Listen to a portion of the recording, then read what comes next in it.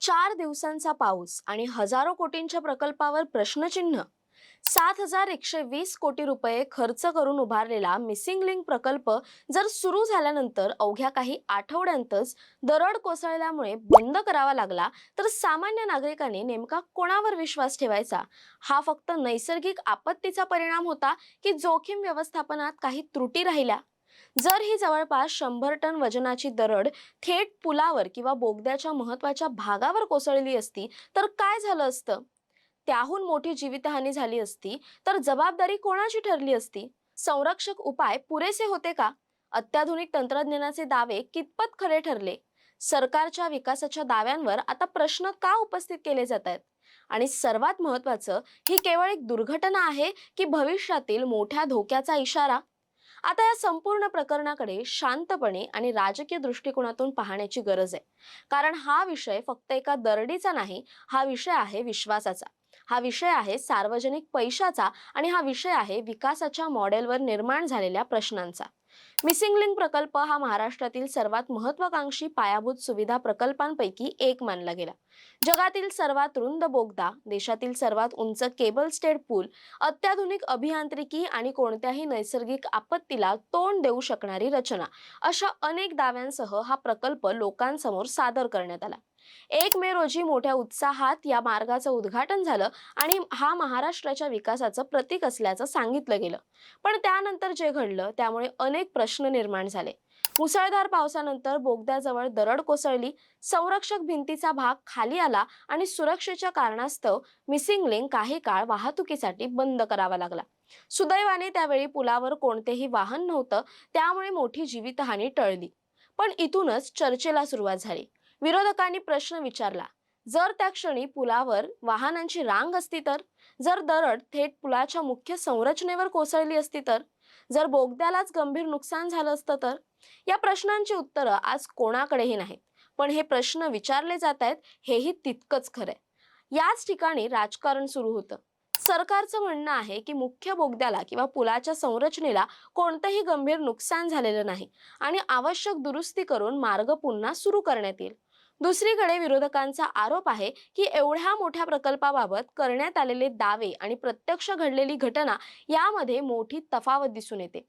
याच कारणामुळे विकासाच्या दाव्यांवर आता सार्वजनिक चर्चा सुरू झाली. कारण हा साधा सुधा प्रकल्प नाही. या प्रकल्पासाठी तब्बल 7,120 कोटी रुपयांचा खर्च झालाय.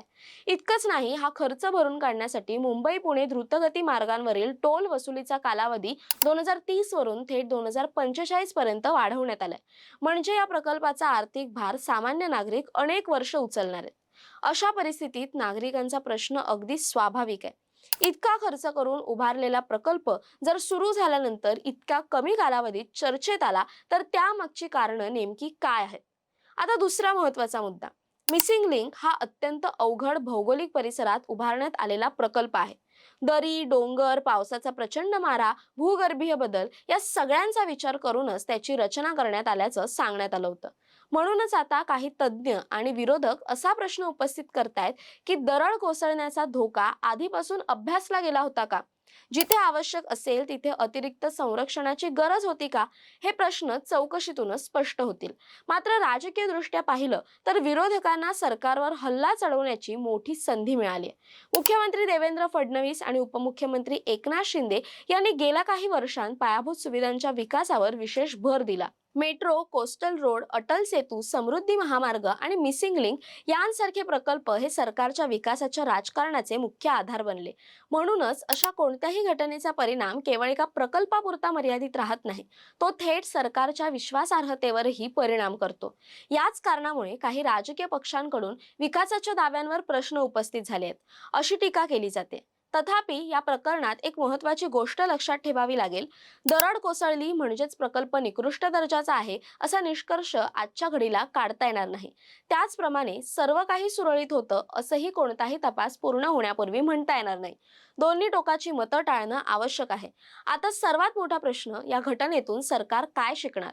जर भूगर्भीय जोखीम अधिक असेल तर भविष्यात आणखी कोणते संरक्षणात्मक उपाय केले जाणार, उच्च जोखमीच्या भागांमध्ये अतिरिक्त सुरक्षा व्यवस्था उभारली जाणार का, आणि सर्वात महत्त्वाचं, अशा प्रकल्पांचं उद्घाटन करण्यापूर्वी स्वतंत्र सुरक्षा लेखा परीक्षण अनिवार्य केलं जाणार का?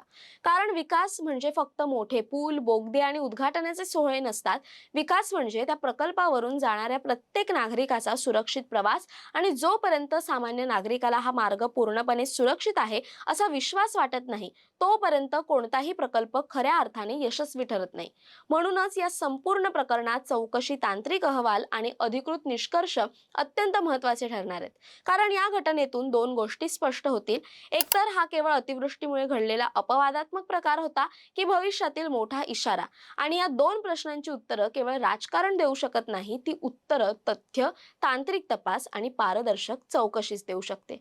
दरम्यान या सर्वाबद्दल तुमचं काय मत आहे, कमेंट करून नक्की कळवा. तसेच अशा नवनवीन व्हिडिओजसाठी टाइम महाराष्ट्राला सबस्क्राईब करा. धन्यवाद.